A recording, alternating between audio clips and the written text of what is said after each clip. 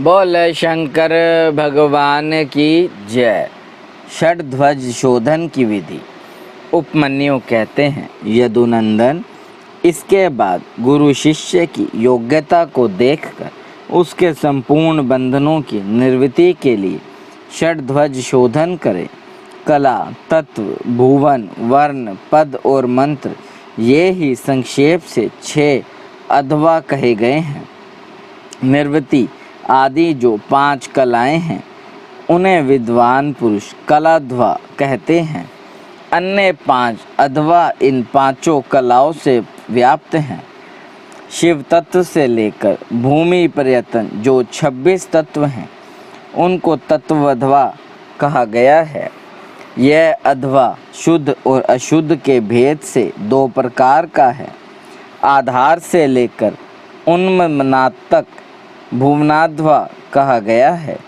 यह भेद और उपभेदों को छोड़कर 60 हैं। रुद्र स्वरूप जो 50 वर्ण हैं, उन्हें वर्णाध्वा की संज्ञा दी गई है। पदों को पदवाध्वा कहा गया है, जिसके अनेक भेद हैं। सब प्रकार के उपमंत्रों से मंत्राध्वा होता है और परम विद्या से व्याप्त है। जैसे तत्वनायक शिव की तत्वों में गणना नहीं होती, उसी प्रकार उस मंत्र नायक महेश्वर की मंत्राध्वा में गणना नहीं होती। कल्याणाध्वा व्यापक है और अन्य अध्वा व्याप है। जो इस बात को ठीक ठीक नहीं जानते हैं, वह अध्वशोधन का अधिकारी नहीं है। जिसने 6 प्रकार के अध्वा का रूप नहीं जाना, वह उनके व्यापक भाव को समझ ही नहीं सकता। इसलिए अध्वाओं की स्वरूप तथा उनके व्यापक भाव को ठीक ठीक जानकर ही अध्व शोधन करना चाहिए। पूर्वता कुंडल और मंडल निर्माण का कार्य वहाँ करके पूर्व दिशा में 2 हाथ लंबा चौड़ा कलश मंडल बनावे।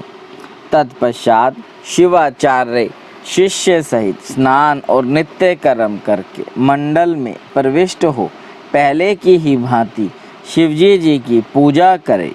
फिर वहाँ लगभग 4 सेर चावल से तैयार की गई खीर में से आधा प्रभु को नैवेद्य लगा दे और शेष खीर को होम के लिए रख दे।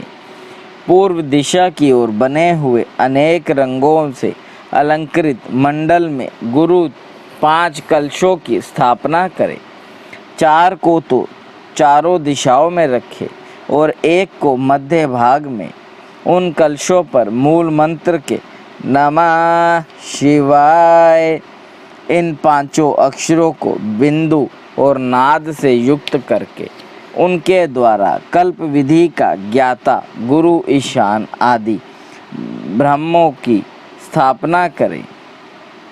मध्यवर्ती कलश पर ओम नम ईशानाय नमः ईशानम स्थापयामि कहकर ईशान की स्थापना करें।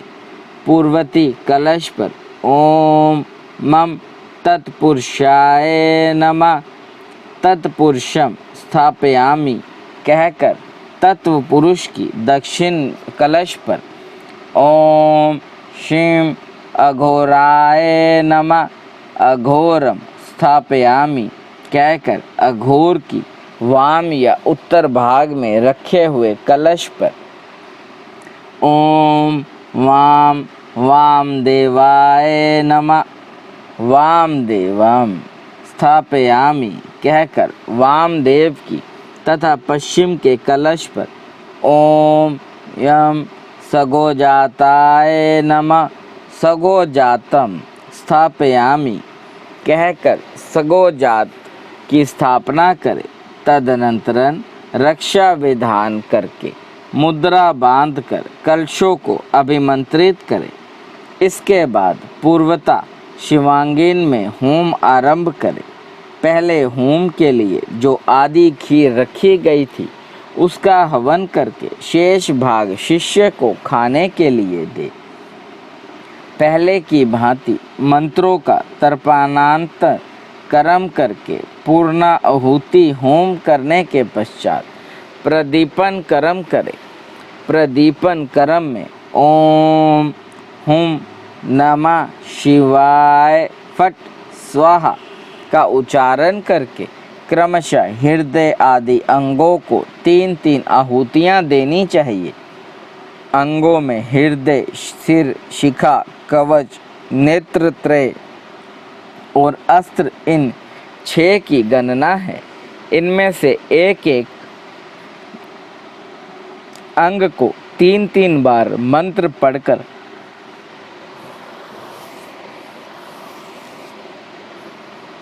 तीन बार आहुतियाँ देनी चाहिए। इन सब के स्वरूप का तेजस्वी रूप में चिंतन करना चाहिए। इसके बाद ब्राह्मण की कुमारी कन्या के द्वारा काते हुए सफ़ेद सूत को एक बार त्रिगुण करके पुनः त्रिगुण करे। फिर उस सूत्र को अभिमंत्रित करके उसका एक छोर शिष्य की शिखा के अग्रभाग में बांध दे। शिष्य सिर ऊंचा करके खड़ा हो जाए। उस अवस्था में वह सूत उसके पैर के अंगूठे तक लटकता रहे। सूत को इस तरह लटकाकर उसमें सुषमा नाड़ी की संयोजना करें। फिर मंत्र यज्ञ गुरु शांत मुद्रा के साथ मूल मंत्र से 3 आहुति का होम करके उस नाड़ी को लेकर उस सूत्र में स्थापित करें। फिर पूर्वता फूल फेंक कर शिष्य के हृदय में ताड़न करे और उससे चैतन्य को लेकर 12 आहुतियों के पश्चात शिव को निवेदित कर उस लटकते हुए सूत्र को एक सूत में जोड़े और हुम फट मंत्र से रक्षा करके उस सूत्र को शिष्य के शरीर में लपेट दे। फिर यह भावना करे कि शिष्य का शरीर मूल त्रयम में पाश है। भोग और भोग्य तत्व ही उसका लक्षण है। यह विषय, इंद्रिय और देह आदि का जनक है। तदनंतरन शानत्यतीता आदि 5 कलाओं को, जो आकाश आदि तत्व रूपिणी है, उस सूत्र में उनके नाम लेकर जोड़ना चाहिए। यथा इस तरह इन कलाओं का योजन करके उनके नाम के अंत में नमा जोड़कर इनकी पूजा करें। यथा शानत्यतीत कलाएं नमा, शांति कलाएं नमा इत्यादि, अथवा आकाशादि के बीज भूत हम हम रम वम लम मंत्रों द्वारा या पंचाक्षर के 5 अक्षरों में नाद बिंदु का योग करके बीज रूप हुए उन मंत्राक्षरों द्वारा क्रमशः पूर्वोक्त कार्य करके तत्व आदि में मलादि पाशों की व्यापित का चिंतन करे। इसी तरह मलादि पाशों में भी कलाओं की व्याप्ति देखे। फिर आहुति करके उन कलाओं को संदीपित करे।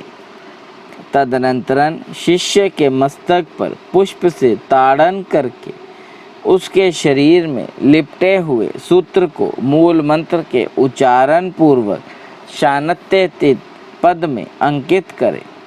इस प्रकार क्रमशः शानत्यतीत से आरंभ करके निर्वृति कला पर्यतन पूर्वोक्त कार्य करके 3 आहुतियाँ देकर मंडल में पुनः शिव का पूजन करें। इसके बाद देवताओं के दक्षिण भाग में शिष्य को कुश युक्त आसन पर मंडल में उत्तराभिमुख बैठाकर गुरु होमा वशिष्ठ चरु उसे दे। गुरु के दिए हुए उस चरु को शिष्य आदर पूर्वक ग्रहण करके शिव का नाम ले उसे खा जाए। फिर 2 बार आचमन करके शिव मंत्र का उच्चारण करे। इसके बाद गुरु दूसरे मंडल में शिष्य को पंचगव्य दे। शिष्य भी उस अपनी शक्ति के अनुसार उसे पीकर 2 बार आचमन करके शिव का स्मरण करे। इसके बाद गुरु शिष्य को मंडल में पूर्वता बिठाकर उसे शास्त्रोक्त लक्षण से युक्त दंत धावन दे। शिष्य पूर्व या उत्तर की ओर मुंह करके बैठे और मौन हो उस दंतोन के कोमल अग्रभाग द्वारा अपने दांतों की शुद्धि करे। फिर उस दंतोन को धोकर फेंक दे और कुल्ला करके मुंह हाथ धोकर शिव का स्मरण करे। फिर गुरु की आज्ञा पाकर शिष्य हाथ जोड़े हुए शिव मंडल में प्रवेश करे। बोले शंकर भगवान की जय। उस फेंके हुए दंतोन को यदि गुरु ने पूर्व, उत्तर या पश्चिम दिशा में अपने सामने देख लिया तब तो मंगल है, अन्यथा वह अन्य दिशाओं में देखने पर अमंगल होता है। यदि निंदित दिशा की ओर वह दिख जाए तो उसके दोष की शांति के लिए गुरु मूल मंत्र से 108 या 54 आहुतियों का होम करे।